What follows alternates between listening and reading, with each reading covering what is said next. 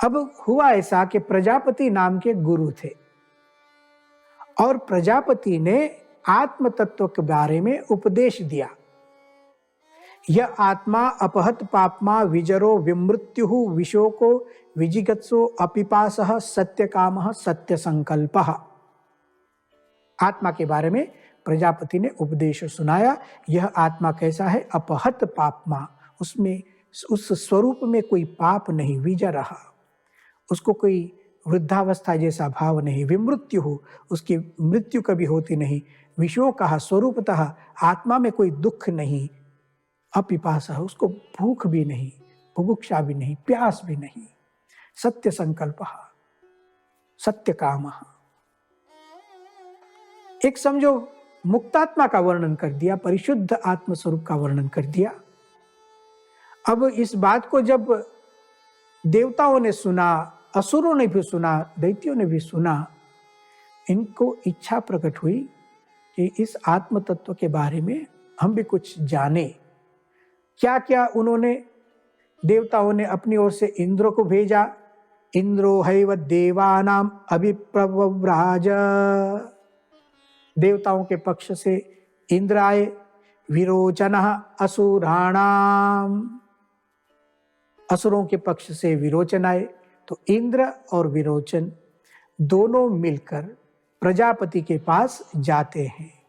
समित पाणी, हाथ में समित लेकर एक विधिवत शरणागति लेते हैं। प्रजापति सकाशम आजगमतुः, और प्रजापति के समक्ष उपस्थित होते हैं, विनती करते हैं, हमें आप जो आत्म तत्व की बात करते हैं हमें समझाइए। तब प्रजापति ने उनको कहा, तौह 32 वर्षाणि ब्रह्मचर्यम ऊषतुः। प्रजापति ने उनको कहा, देखो 32 साल तक ब्रह्मचर्य का पालन करो। एक तपस्या होती है, किसी कार्य को सिद्ध करना हो, सिद्धि प्राप्त करना हो, तो उस सिद्धि के अनुकूल तपस्या करनी पड़ती है। ये केवल भूखे रहने की बात नहीं, उस सिद्धि के अनुकूल तपस्या करनी पड़ती है। ब्रह्मचर्य का पालन अति आवश्यक है। 32 साल तक ब्रह्मचर्य का पालन करो। उन्होंने कहा ठीक है। 32 साल तक ब्रह्मचर्य का पालन किया, फिर आए हमें आत्म तत्व समझाए। तब प्रजापति ने उनको कहा, यह एषः अक्षिणी पुरुषः दृश्यते एष आत्मा। जो ये आंख में आपको दिखता है वही आत्मा है। गूढ़ उपदेश था। आंख में तो देखिए हमारी नेत्र बिंदी होती है, उसमें सामने जो वस्तु होती है उसका प्रतिबिंब दिखता है। प्रजापति ने कहा, यह ऐसा अक्षिणी पुरुषः दृश्यते, आंख में जो दिखता है वही आत्मा है। दोनों विचार करने लगे कि आंख में दिखता है यह आत्मा कैसी बात है। ऐसे तो जल में भी दिखता है, ऐसे तो आदर्श में भी, आईने में भी दिखता है। तो दोनों ने प्रश्न किया, योयम भगवः अप्सु परिख्यायते यश्चायम आदर्शे कथम एषः। अप्सु जल में भी प्रतिबिंब होते हैं, आदर्शे आईने में भी प्रतिबिंब होते हैं। देखो छांदोग्य उपनिषद हजारों वर्ष पूर्व हमारे भारतवर्ष में आईने भी थे,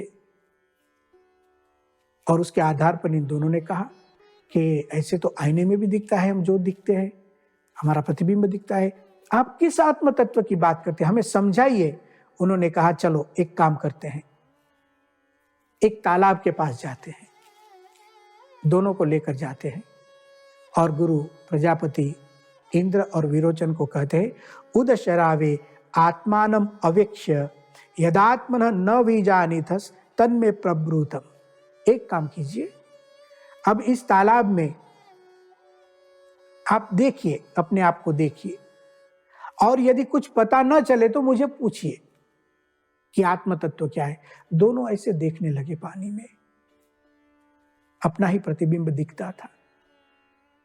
दोनों ने देखा। प्रजापति ने उनको पूछा, किम पश्यथ, आप क्या देखते हैं? उन्होंने उत्तर दिया, हाँ पूरा शरीर देखते, सर्वमेव इदम, ये जितना शरीर है वह सब कुछ हमें तालाब में दिखाई दे रहा है। सर्वम इदम आत्मानं पश्यावः आलोमभ्यः आनखेभ्यः, रोम रोम दिखता है, हमारे नाखून भी दिखते हैं उसमें। प्रश्न ये चल रहा है कि यही आत्मा है। तो यहां प्रजापति ने तो कहा, देखो एक काम करो, आप वापस जाइए और साध्वलंकृतो सुवसनो परिष्कृतो भूत्वा उदशरावे अवेक्षेथा। आप जाइए साध्वलंकृतो, अब शरीर पर अलंकार धारण करके आइए, गहने पहन कर आइए। हजारों वर्ष पहले अलंकार की बात हो रही है। सुवसनो, और वस्त्र भी अद्भुत पहन कर आइए, केवल कपड़ा नहीं, सुवसनो, अच्छे वस्त्र पहन कर आइए, उस पर अच्छे गहने भी पहन कर आइए। परिष्कृतो, सज्ज होकर बाद में फिर से एक बार तालाब के पास आइए और अपने आप को उसमें देखिए।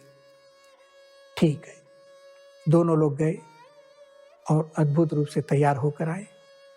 प्रजापति ने पूछा, किम पश्य था, क्या देखते हैं आप? तो उन्होंने कहा, साध्वलंकृतो सुवसनो परिष्कृतो, जैसे हम अलंकार धारण कर कर आए हैं वही दिखाई देता है, वस्त्र भी वही दिखाई देते हैं और सज्जता भी वही दिखाई देती है।